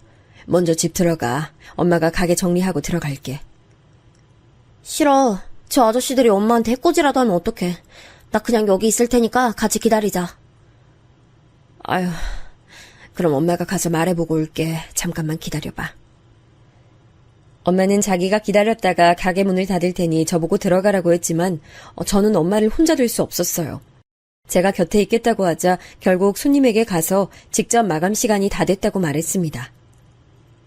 손님, 저희 마감 시간 다 돼서요. 이제 그만 나가주셔야 할 것 같은데요. 뭐?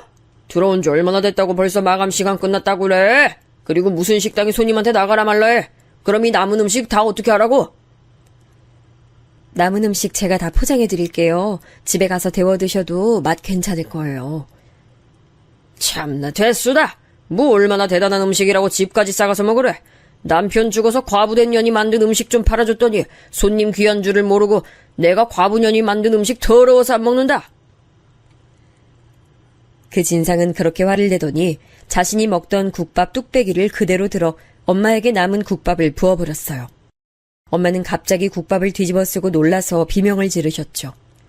조금 멀찍이에서 상황을 보고 있던 저도 그 모습을 보고 너무 놀라 허겁지겁 엄마한테 뛰어가서 수건으로 머리와 얼굴을 닦아주며 소리쳤어요.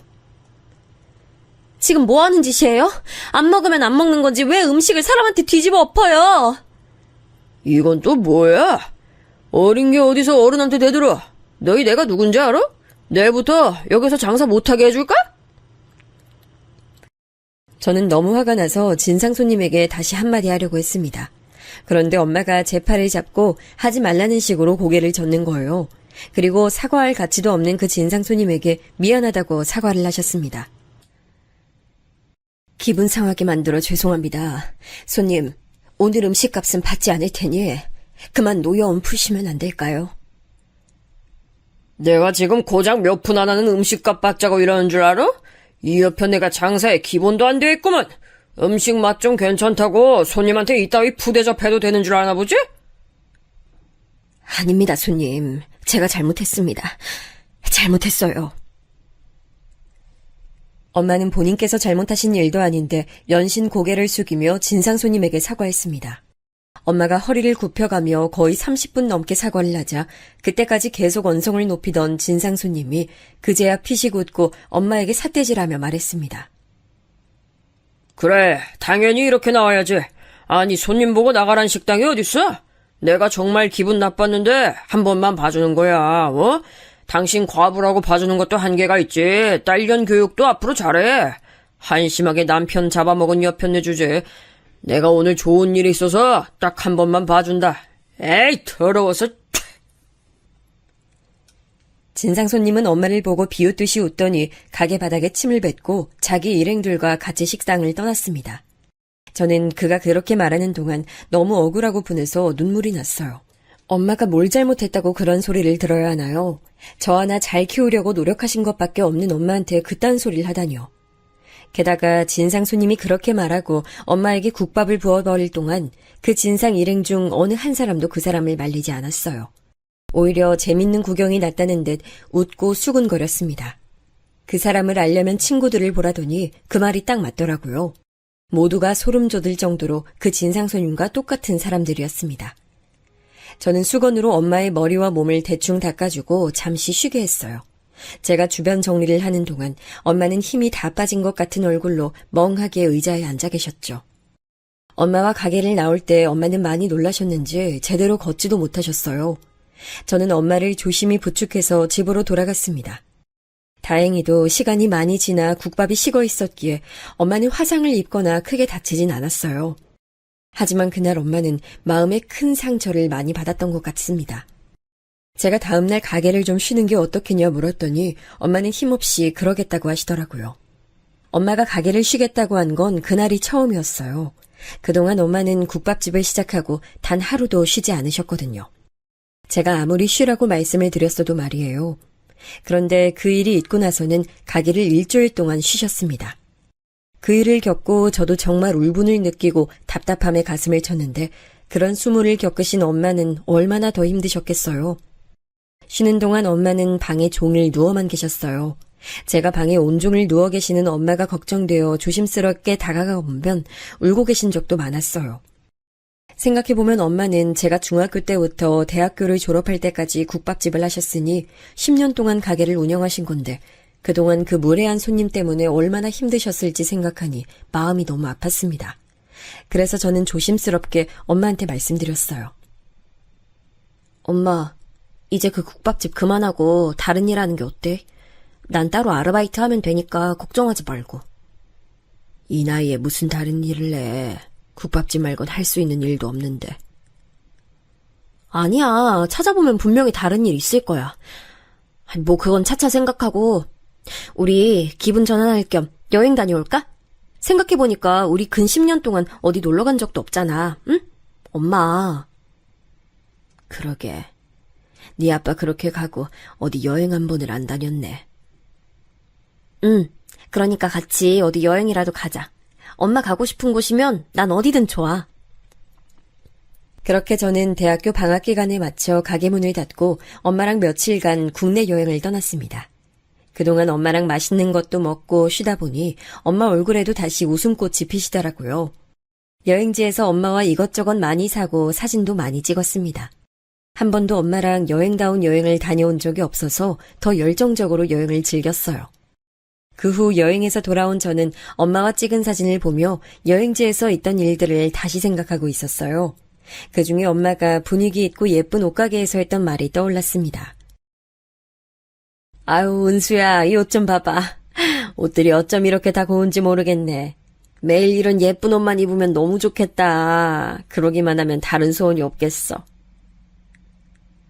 저는 그때 대학교 졸업반이라 취직을 할지 사업을 할지 선택의 갈림길에 서 있었습니다. 그런데 여행지에서 들었던 엄마 말에 번뜩 아이디어가 떠올랐죠. 엄마를 모델로 해서 중년 여성을 대상으로 한 쇼핑몰을 열기로 마음먹었습니다. 처음엔 엄마에게 옷을 입어달라 부탁하고 쇼핑몰 사진을 찍었습니다. 엄마는 처음에 내 나이에 무슨 모델이냐고 하면서 거절하셨지만 제가 간곡하게 부탁하자 제 말에 마음을 여셨는지 곧잘 포즈도 생각하셔서 사진 찍을 때 바로 자세가 나오시더라고요. 그렇게 연 쇼핑몰은 초반부터 생각보다 잘 됐습니다. 그래서 저는 아예 엄마에게 모델이 되어달라고 부탁했습니다. 내 나이에 무슨 모델이야. 생각만으로도 남사스럽고 부끄럽다 얘. 엄마 모델로 찍어서 올린 옷들 이번에도 품절됐어. 있잖아 엄마, 이제 국밥집 그만하고 나랑 같이 쇼핑몰 운영하면 안 돼? 생각보다 쇼핑몰이 잘 돼서 나 엄마 도움 없이 못할 것 같단 말이야. 응? 엄만 제 말에 며칠 동안 깊게 고민하셨어요. 그리고 결국 그동안 하던 국밥집을 정리하고 저와 같이 쇼핑몰을 운영하기로 결정하셨습니다. 엄마가 제 부탁을 들어주셔서 얼마나 기뻤나 몰라요. 그래서 엄마 마음이 바뀌기 전에 빨리 국밥집을 정리하자고 졸랐죠. 엄마가 하던 국밥집은 크기는 작지만 목도 좋고 그동안 인기도 많았기 때문에 금방 좋은 가격에 넘어갔습니다. 그 후 저는 쇼핑몰을 운영하느라 바쁜 나날을 보냈습니다. 특히 엄마를 모델로 사진을 찍는 일에 가장 공을 들였죠. 쇼핑몰 모델이 된 엄마는 행복해 보였어요. 전 엄마의 얼굴에 웃음꽃이 핀 게 정말 좋았습니다. 근데 그보다 더 가장 좋았던 건 엄마가 다시는 진상 손님을 만날 일이 없다는 거였어요. 물론 쇼핑몰을 운영할 때에도 진상 손님이 있었어요. 하지만 그때 국밥집에서 엄마와 함께 겪었던 진상 손님에 비하면 쇼핑몰 진상 손님은 아무렇지도 않았습니다. 오히려 그 일에 비교해서 생각하면 별거 아닌 것처럼 느껴졌죠. 저는 다시는 엄마가 그런 험한 일을 겪거나 참지 않도록 열심히 쇼핑몰을 운영해 성공하려고 노력했어요. 그렇게 저는 엄마와 같이 쇼핑몰을 운영하면서 많은 사람을 만났습니다. 그러다 쇼핑몰 사이트에 올릴 옷을 구매하러 자주 들리던 곳에서 같은 나이대의 남자친구를 처음 만났습니다. 그곳에서 같은 나이대의 사람을 만나는 건 희귀한 일이었어요. 그래서 남자친구와 저는 통성명을 한 후 생각보다 쉽게 친해졌습니다. 남자친구는 부모님이 옷가게를 하고 계신다고 하더라고요. 그리고 나중에 부모님 사업을 물려받을 생각인데 사업을 이어받기 전 밑바닥에서부터 경험을 쌓는 중이라고 했습니다. 저와 남자친구는 같은 업계에 종사해서 그런지 통하는 것도 많았고 서로 고충도 비슷해서 같이 밥 먹고 술 한잔하며 점차 서로 마음이 가까워졌습니다. 특히 제 눈에는 꼼수 한 번 안 부리고 성실하게 일하는 남자친구의 모습이 무엇보다도 정말 보기 좋았어요.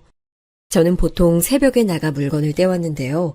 그때마다 남자친구와 같이 만나서 물건을 떼러 가곤 했어요. 남자친구는 언제나 시간 어기는 일 한 번 없이 성실하게 약속 장소에 나왔습니다. 한 번 정도는 새벽마다 나오는 게 피곤하다고 불평불만을 내비칠 법도 한데 그런 말이나 행동이 일절 없었어요. 그런 뚝심 있고 성실한 모습에 천천히 반했는데 남자친구도 저처럼 제가 열심히 일하는 모습에 반했다며 먼저 호감을 내비치더라고요. 그렇게 전 물 흐르듯이 자연스럽게 남자친구와 사귀게 됐습니다. 사귀게 된 이후에는 휴일마다 엄마와 저 남자친구가 다 같이 모여 밥도 몇 번 먹었습니다. 그때마다 엄마는 남자친구가 참 마음에 든다고 하셨어요. 제가 남자친구가 얼마나 좋은 사람인지 이야기해드려서 그런 게 아니라 남자친구의 행동과 태도를 보시고 하신 말씀이셨죠. 널 대할 때나 다른 사람들 대할 때 태도를 보니까 괜찮은 애 같네. 은수야, 넌 어떻게 하고 싶어? 엄만 진우라면 네 남편감으로 딱 맞을 것 같은데. 정말? 나도 진우라면 결혼해도 되겠다고 생각하고 있긴 했는데. 내가 엄마 닮아서 남자 보는 눈이 있나 봐. 그래, 엄만 네가 진우랑 결혼하면 언제 해도 상관없으니까 둘이 잘 얘기해봐. 저는 엄마의 결혼 허락이나 다름없는 말에 남자친구와 결혼하기로 마음먹었습니다. 그래서 여느 때와 다름없이 분위기 좋게 데이트하던 중 저는 먼저 남자친구에게 결혼 이야기를 꺼냈어요. 그랬더니 남자친구가 놀라면서 자신도 오늘 결혼 이야기를 할 생각이었다고 하는 게 아니겠어요? 그날 저와 남자친구는 서로가 서로에게 프로포즈하게 됐어요. 꼭 남자친구와 제가 운명적인 사랑이라고 생각될 정도로 행복했죠. 그런데 그 당시 저는 아직 남자친구의 부모님과 한 번도 만난 적이 없었고 잘 알지도 못했어요. 남자친구야 저희 엄마에 대해서 어느 정도 알고 있었지만 저는 남자친구에게 부모님 이야기를 자주 듣지 못했거든요. 그래서 저는 남자친구 부모님께 상견례 전 정식으로 인사를 드리기로 했어요. 그리고 바로 다음 주쯤에 남자친구네 집 근처 음식점에서 부모님을 만나 뵙기로 약속 잡았죠. 그날 얼마나 긴장되던지 부모님께 드릴 선물을 들고 있던 손이 축축해질 정도로 땀이 나더라고요. 그런데 막상 도착해보니 약속 자리엔 어머니만 계시는 게 아니겠어요? 어서 와요. 우리 아들한테 말만 듣다가 이렇게 실물 보니 너무 좋네요. 내가 얼마나 보고 싶었나 몰라요. 안녕하세요, 어머님. 저도 정말 너무 뵙고 싶었어요. 근데 아버님께선... 아, 우리 박간 양반은 지금 가게에 일이 생겨서 그거 수습하느라고 같이 못 왔어요. 늦게라도 온다곤 했는데 아마 못 올 거예요. 우리 남편이 은수 씨 정말 보고 싶어 했는데 너무 아쉽네. 옷가게를 운영하고 계셨던 남자친구 부모님은 그날 가게를 일찍 닫고 오시려고 하셨대요.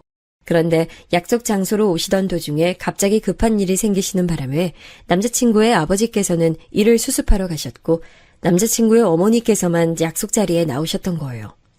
저는 약간 신경 쓰였지만 어쩔 수 없는 일이니 그냥 좋게 생각하기로 했어요. 다행히 분위기는 정말 좋았어요. 식사하는 내내 남자친구의 어머니께서 제가 불편하지 않도록 신경 써주시고 배려해 주시는 게 느껴졌어요. 게다가 남자친구가 자기 어머니를 공손하게 대하는 모습도 정말 보기 좋았죠. 전 이런 사람들과 가족이 된다면 정말 행복하겠구나 생각했어요. 물론 남자친구의 아버지께선 약속 자리에 계시지 않아 어떤 분인지 알 수 없었지만 남자친구와 남자친구의 어머니를 보면 아버님도 분명 괜찮은 분일 거라 생각했습니다. 식사를 마치고 집에 돌아온 저는 남자친구와 결혼하고 싶은 마음이 더 커졌어요. 그래서 저는 남자친구에게 최대한 가까운 날을 잡아 상견례를 하는 게 어떠냐고 제안했어요. 제 말에 남자친구도 좋은 생각이라 동의했고 그렇게 우리는 이 이야기를 각자의 부모님께 말씀드리기로 했습니다. 다행히 저와 남자친구의 제안을 양측 부모님들께서는 흔쾌히 동의해 주셨습니다. 그 후 상견례 날짜를 정하고 약속 장소 예약도 다 마쳤을 때까지는 모든 게 순조롭게 흘러가는 듯 했어요. 약속 당일은 날씨도 좋았고 차도 안 막히고 모든 게 다 도와주는 기분까지 들었죠. 약속 장소는 큰 한정식집이었는데 예약해둔 방 앞에서 엄마가 많이 긴장하셨는지 방에 들어가기를 주저하시더라고요. 은수야, 엄마 괜찮아 보여? 우리 은수 시부모님들 분들한테 잘 보여야 될 텐데.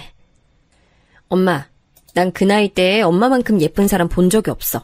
걱정하지 말고 이제 들어가자. 엄마 닮아서 예쁜 딸인데 어련히 예뻐하시겠지. 그래, 우리 딸 이렇게 예쁜데 당연히 예뻐하시겠지? 하지만 그 생각은 상견례 자리에 들어서자마자 산산조각 났습니다. 이런 걸 악연이라고 하는 걸까요? 엄마와 저는 방문을 열자마자 서로 약속이라도 한 듯 발이 멈췄어요. 아니, 몸이 굳었습니다. 그곳엔 상견례 자리에서 절대 만날 리가 없다고 생각한 사람이 앉아 있었어요. 그 사람은 바로 엄마와 제가 식당을 하고 있었을 때 엄마 머리에 국밥을 쏟아버린 진상 남자 손님이었습니다. 그 손님이 제 남자친구의 부모님 자리에 앉아 있더라고요. 저와 엄마를 본 그 남자도 우리가 누군지 알아본 건지 점차 표정이 일그러졌습니다. 아들의 상견례 자리에서 자신이 국밥을 붓고 모욕을 준 사람과 만날 거란 생각을 단 한 번도 해본 적 없었겠죠. 전 표정 관리가 되지 않아서 웃지도 못하고 제게 다가오는 남자친구에게만 인사를 했을 뿐 아무 말도 하지 않았습니다. 그건 우리 엄마도 마찬가지였어요. 엄마는 얼굴이 새하얗게 질려서 꼭 금방이라도 기절하실 것 같이 보였어요. 게다가 잘 보니까 식탁 밑에 곱게 포개어 놓은 손까지 덜덜 떨고 계시더라고요.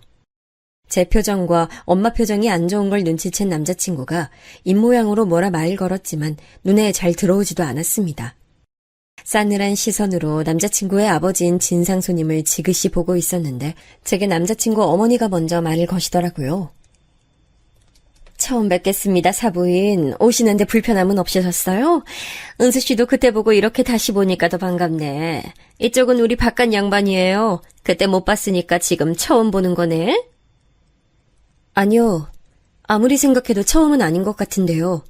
처음 뵙는 분이라고 하기엔 제가 너무 잘하는 분인 것 같아서 말이에요. 남자친구의 어머니께서 말을 건네셨지만 저는 오로지 그 진상 손님만 노려보면서 대답했어요. 그러자 뭔가 낌새를 눈치채신 남자친구 어머니께서 다시 제게 말하셨죠. 어머, 그게 무슨 말이에요? 우리 남편하고 아는 사이예요? 제 의문스러운 말에 남자친구도 절 의아하게 쳐다봤고 남자친구 어머니도 무슨 말인지 모르겠다는 얼굴로 되물으시더군요. 그래서 저는 그 손님 얼굴을 빤히 보면서 말했어요.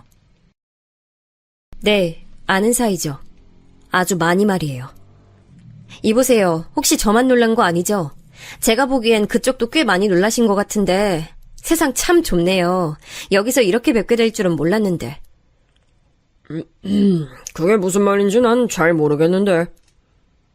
반말하지 마세요. 아직도 당신이 온갖 진상짓 해도 상관없는 국밥집 손님인 줄 아세요? 지금 엄마랑 저 여기에 국밥집 주인으로 와 있는 거 아니거든요? 누가 상견례 자리에서 예의 없고 몰상식하게 반말을 해요? 자기야, 갑자기 우리 아버지한테 왜 그래? 자기, 이전에 내가 했던 얘기 기억나? 우리 엄마 국밥집 할 때 봉변당했던 일. 내가 지금 말하면서도 믿기질 않는데, 와, 그때 엄마한테 국물 부은 진상 손님, 지금 여기 계신 자기 아버지야. 뭐? 그게 정말이야? 아버지, 그게 정말이에요? 연애 초반의 남자친구는 제게 궁금한 게 많았어요. 저는 그런 남자친구가 너무 귀여워 저에 대해 이것저것 물어볼 때마다 전부 다 말해줬는데요. 그중엔 제가 쇼핑몰을 하기 전에 엄마와 국밥집을 했던 이야기도 있었어요. 그때 전 남자친구에게 엄마와 제가 이전에 국밥집 하면서 겪은 최악의 진상 손님에 대해 털어놓은 적이 있었는데 남자친구는 그 일에 대해서 듣고는 마치 본인이 직접 겪은 일처럼 절 대신에 엄청 화를 내줬어요. 세상에 아직도 그런 손님이 있냐고, 식당에 와서 그렇게 갑질하는 사람은 아주 질 나쁜 사람이라고 욕까지 하면서 화를 냈었는데 알고 보니 그 사람이 바로 본인 아버지였던 거죠.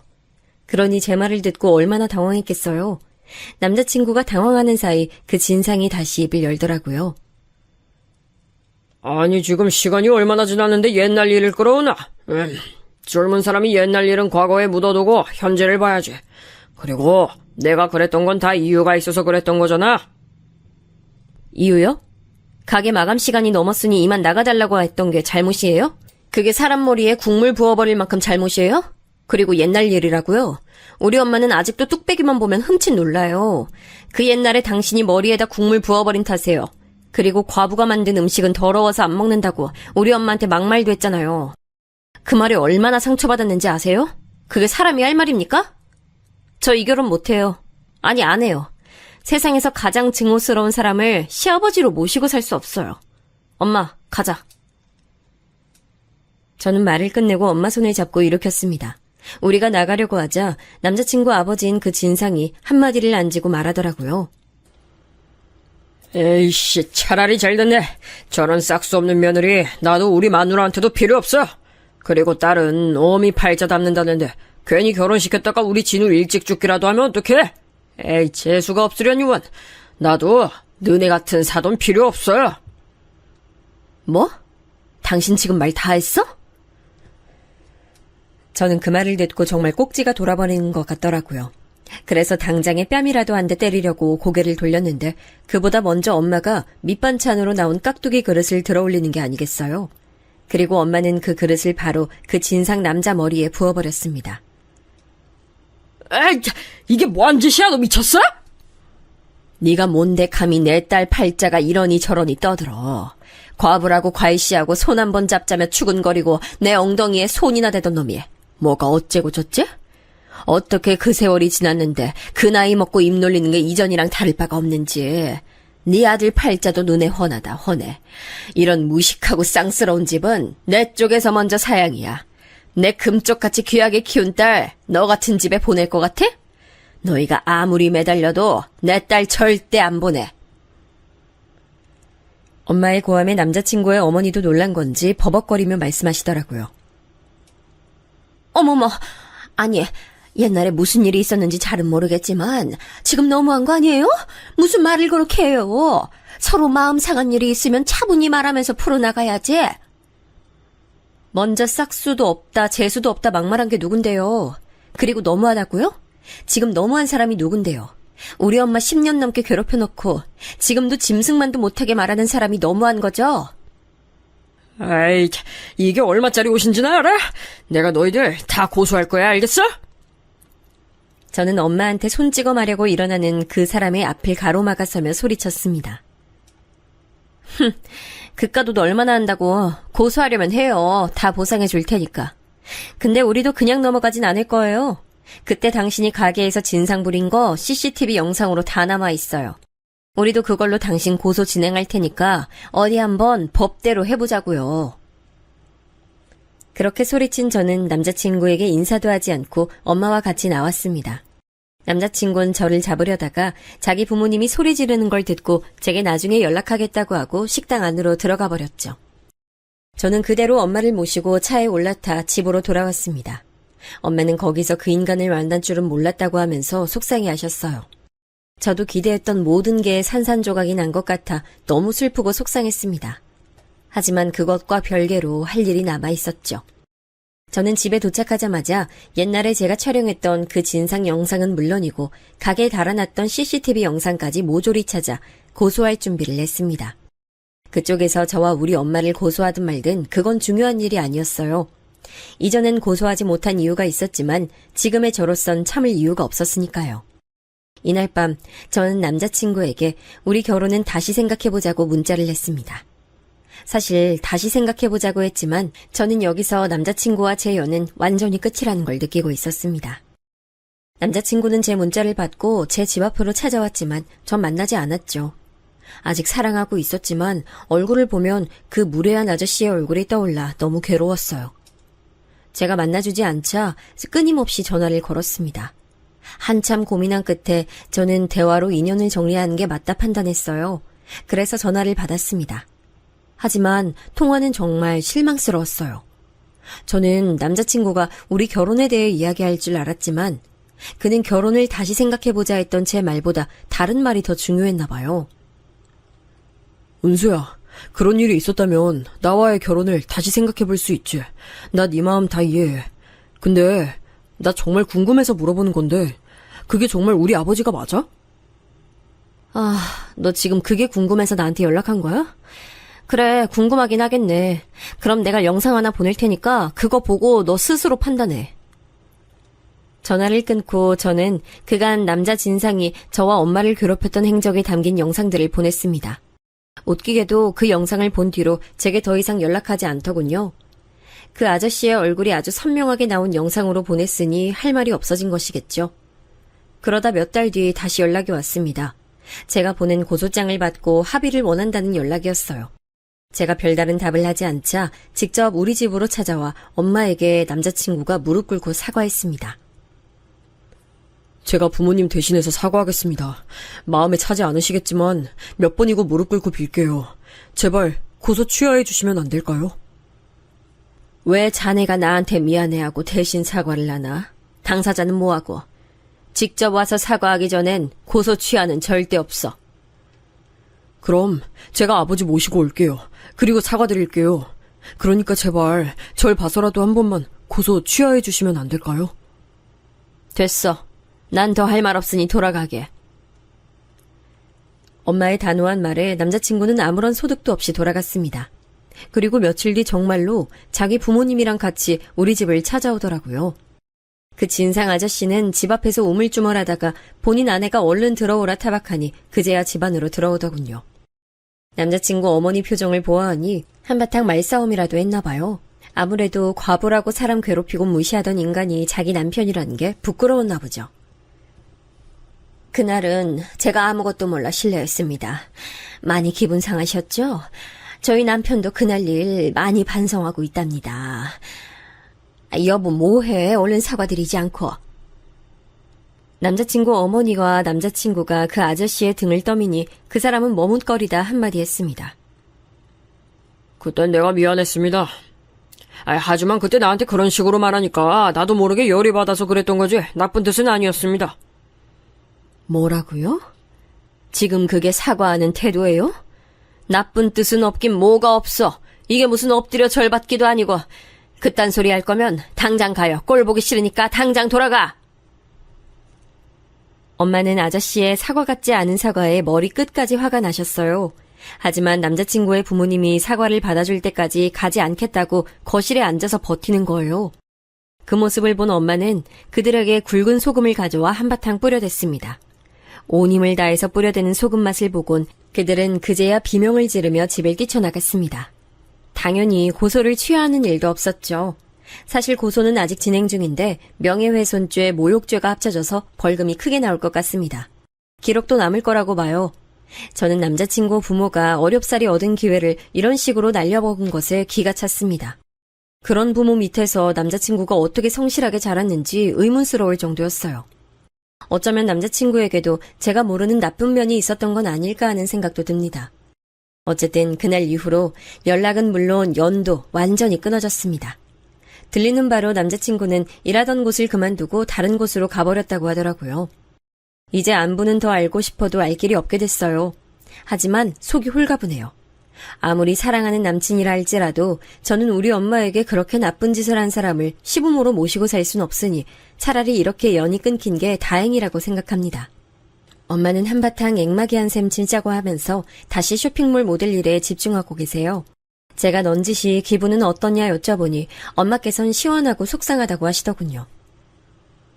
엄마, 네가 좋은 남편감 만났는데 혹시 나 때문에 결혼 못한 거면 어떡하나 좀 속상하고 그래. 그게 무슨 소리야 엄마? 난 엄마를 그렇게 대한 사람들과 가족이 되고 싶지 않은데? 차라리 그럴 바에 평생 노처녀로 엄마 곁에 붙어서 여행 다니면서 살래. 그건 절대 안 된다고 말씀하셨지만 표정은 그렇게 나빠 보이지 않았어요. 요즘 워낙 흉흉한 뉴스가 많이 나오니 차라리 혼자 사는 것도 나쁘지 않다고 엄마가 말씀하신 적도 있으셨거든요. 아, 그날 이후 딱 한 번 재판 때문에 그 아저씨를 다시 만난 적이 있어요. 저는 그래도 그 진상이 조금이나마 본인의 잘못을 깨닫고 뉘우치고 있지 않을까 생각했는데요. 크나큰 착각이었습니다. 그 진상은 재판장 앞에서도 손님은 왕인데 감히 식당 주인이 손님을 나가라고 하는 게 말이 되냐며 진상 부리더라고요. 오죽하면 재판장이 조용히 하라고 몇 번이나 주의를 시켰습니다. 그 진상은 본인 아내랑 같이 왔는데 아내분이 너무 부끄러워하셨던 게 기억납니다. 재판이 끝나고 밖에 나와서도 그 진상은 자기는 잘못이 없다고 고래고래 소리 질렀어요. 아내가 제발 조용히 좀 하라고 해도 말이에요. 아내분이 모자를 푹 눌러쓰고 고개도 못 드시던데 그 부분은 좀 측은했습니다. 본인 잘못도 아니고 남편 잘못으로 법원을 왔다 갔다 하는 게 많이 창피한 것 같았어요. 저와 엄마가 법원에서 나왔을 때 법원 앞에서 그 진상과 아내가 싸우는 걸 봤는데요. 지나가면서 들은 바로는 이혼 이야기가 나오더라고요. 아무래도 이번 고소건으로 두 사람 사이가 많이 안 좋아진 것 같았어요. 차라리 엄마에게 사과하러 온 날 제대로 사과만 했어도 이 정도까지 오지 않았을 텐데 말이에요. 하늘이 준 기회를 놓친 거나 다름없죠. 저는 이번에 고소가 다 끝나고 나면 엄마랑 함께 또 여행을 다녀올 생각입니다. 가서 스트레스도 잔뜩 풀고 10년간 참고 살았던 그때 기억을 훌훌 털어낼 거예요. 그땐 절박해서 아무리 힘들어도 그 손님 쌍놈 짓을 참을 수밖에 없었지만 이젠 그렇지 않아도 돼서 얼마나 좋은지 몰라요. 그리고 쇼핑몰 운영하다 보니 알게 된 사실인데 진상은 마냥 받아주고 먼저 굽히고 들어가면 더 혹독하게 사람을 괴롭히더라고요. 아마 그래서 그 진상도 우리 엄마를 그렇게나 괴롭혔던 게 아닐까요? 그러니까 혹시라도 악성 소비자의 행패 때문에 스트레스 받으시는 분들 계시다면 참지 말고 법의 도움 받으시길 바랍니다. 그 편이 심신 안정에 도움이 되더라고요. 그럼 이야기 들으신 모든 분께서 진상 만나지 않고 행복하셨으면 좋겠습니다. 들어주셔서 감사해요.